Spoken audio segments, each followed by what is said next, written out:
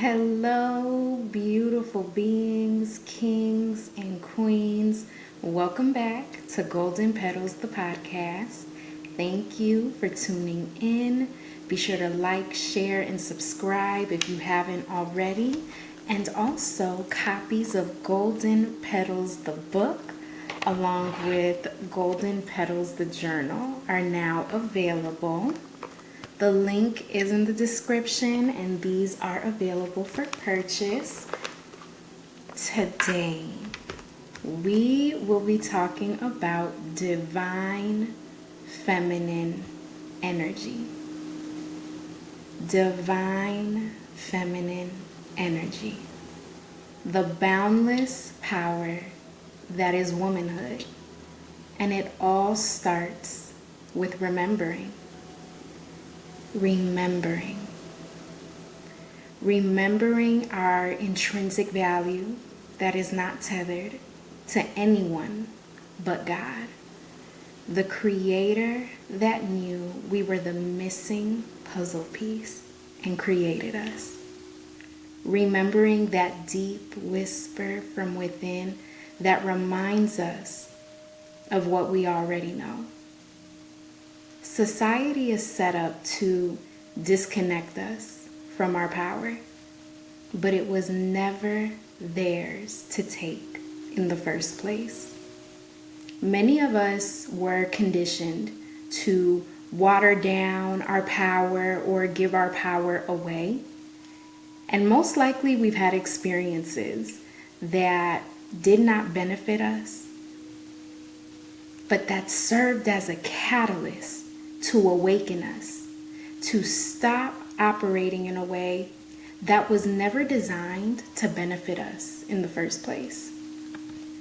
In ancient civilization, prior to colonization, we had a matriarchal society.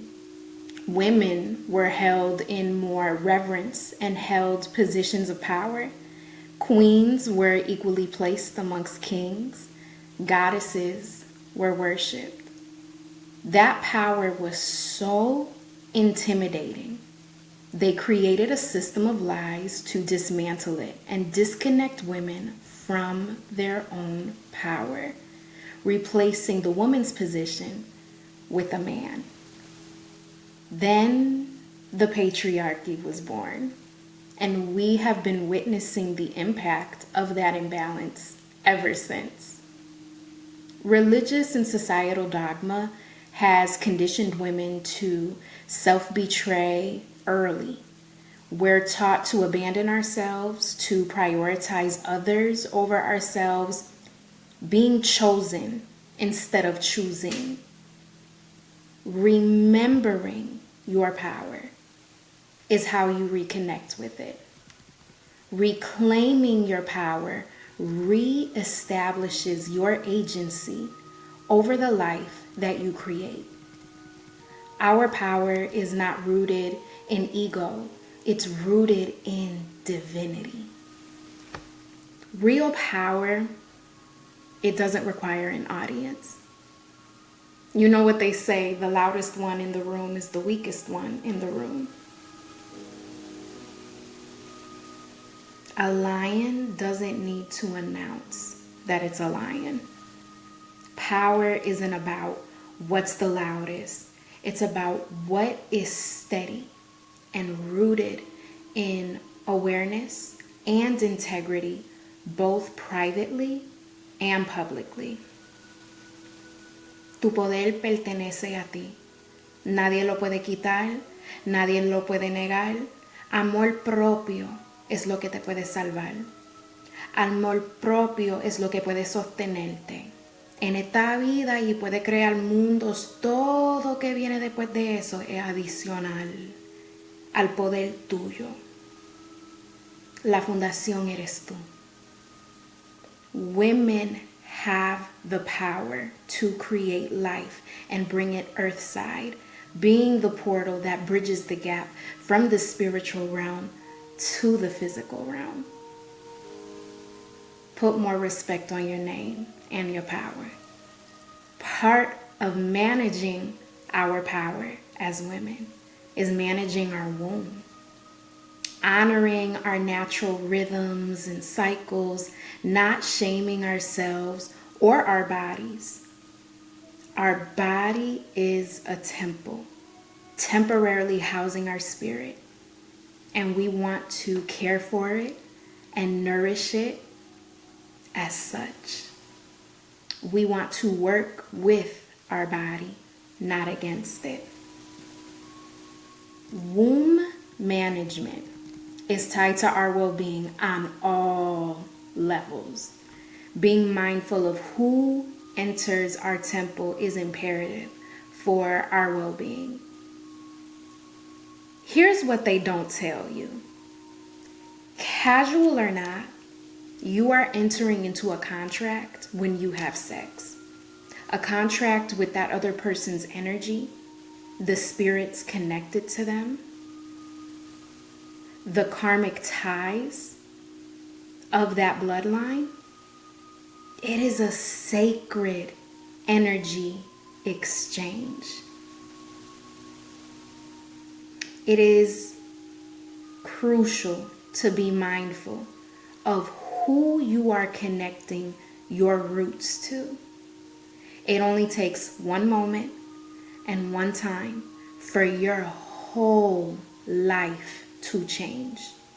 Motherhood and marriage are agreements. Choose wisely, like your life depends on it, because it does. Because it does. The whole trajectory of your life and your children's life can change simply based on who you connect to. This is how many people fall into the trap of lifetime connections to people who were meant to be seasonal. Be disciplined enough in your desires to not get tangled up. When you learn your lessons, hold your head high. Take the wisdom that you have learned from these experiences to level up and not repeat the same mistakes again. What you allow will continue.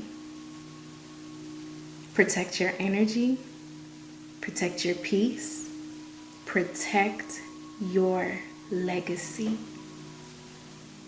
A way that you can cover yourself is energy shielding. Protect your aura, protect your womb, and guard your heart. Prioritize you. Be picky about who has access to you. Pour into you. Pour into you unapologetically. In the Bible, Esther prepared for the king and the throne by bathing in the finest herbs, oils, soaps, and perfume for a year in preparation for what was to come. She positioned herself for the throne before she had it. It was hers before it was even hers. Your blessings are already yours. What belongs to you already belongs to you. Romanticize your life, finding your source of joy and unapologetically pouring into yourself. Unapologetically choosing yourself and becoming the center of your orbit. Flow as you grow. And don't be surprised or afraid when the higher you rise, the more people start to fall away. That is the gravity of expansion and evolution. Becoming the best version of yourself comes with a lot of goodbyes. Continue to choose yourself. It will lead to new hellos. In the meantime, honor the sacred space and power that comes with solitude when that gift is presented to you.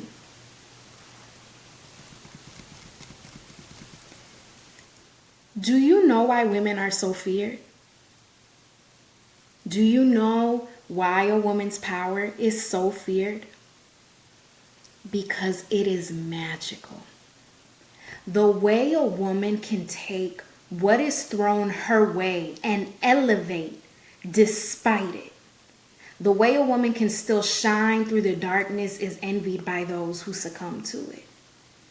Alchemy is transforming what is sent to bring you down and making it work to your benefit to lift you up. Divine feminine energy is a frequency. You have the power to filter and transmute that energy that was sent to distract you and break you down. And you can use that to build yourself up. Turning ashes into a garden. Just because you get knocked down doesn't mean you have to stay down. And just because a chapter may be done doesn't mean your story is. As your story continues to unfold, you'll learn that there are moments where silence is golden. Less is more. Not everything is worth a response. Not everything requires an explanation. People can't attack what they don't know. You don't always have to change who you are. Sometimes you just have to change who has access to you. Your self-love and self-respect are directly linked with how you self-preserve. Yielding and wielding your power. Being mindful of where your energy goes, what you entertain, and what gets a response from you. Knowing when to withhold overextension of your power and when to embody and walk in it with your head held high. This includes throwing away the thoughts, habits, people, and environments that make you doubt or dim yourself, your power, or your life. People don't only plant seeds with their words, but with their actions or lack thereof. It is imperative to be mindful and very picky about who has access to you and is in your circle. Place distance between unsafe and unhealthy connections that take more than they give. And don't mistake proximity for loyalty. Judas attended every prayer meeting too. Trust your intuition. Your intuition is evidence enough. God gifted women with the power of intuition for a reason. It is our internal compass and GPS system to navigate our path. Pay attention and move accordingly. Trust patterns over potential. What you see from others is information and data. Respond accordingly. Not with what you want and hope for, but with the reality of what is. Hold your boundaries. Hold your standards. High standards protect you from low quality experiences. It's not asking too much when you're asking the right people.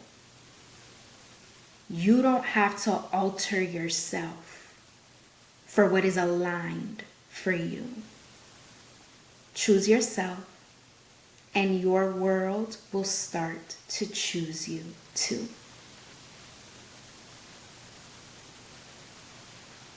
Hold the mindset of you can't approach a goddess without an offering. Rise or be released.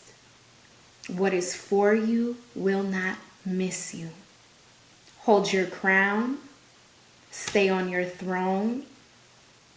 Hold your standards and do not compromise when it comes to yourself. You are the trophy. You are the prize. You are the treasure. And don't you ever forget it. Until next time, mis amores.